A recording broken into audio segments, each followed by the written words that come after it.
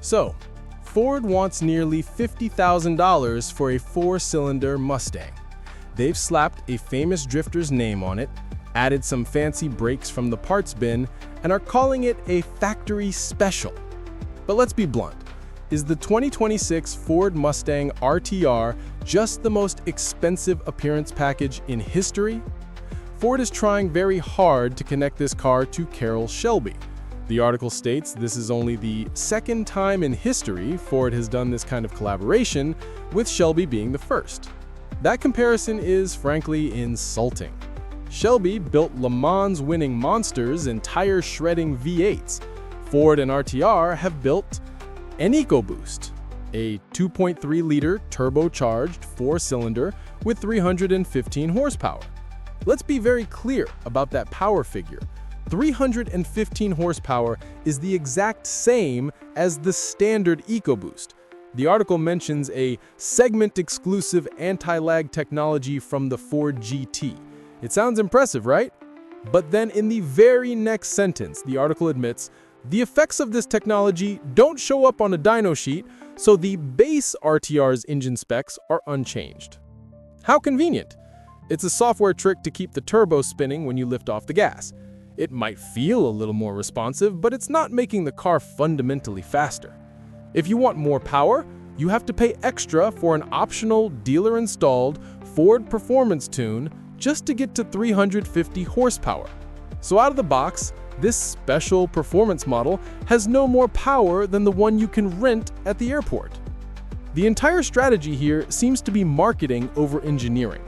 The article says Vaughn Gittin Jr. is helping Ford serve as a bridge connecting Ford with a youth-centric, social media-influenced, motorsports-curious culture. That is corporate speak for, we want to sell high-margin cars to kids on TikTok. They are leveraging a famous driver's name to add a veneer of credibility to a car that is fundamentally just a base model with a lot of options. Let's look at those options. Ford claims this is a full-fledged, factory-backed car, not an aftermarket package. But what is it really? It's a collection of parts from other, better Mustangs. It gets the brakes from the GT Performance Pack, it gets the steering rack from the GT, it gets the anti-roll bars and rear subframe from the Dark Horse. This isn't a new, bespoke performance car, it's a parts bin special. They're just bundling existing components, painting a few bits in hyper lime, and calling it an RTR. The real RTR, the Spec 5, is a wide-bodied, supercharged V8 monster. This is not that.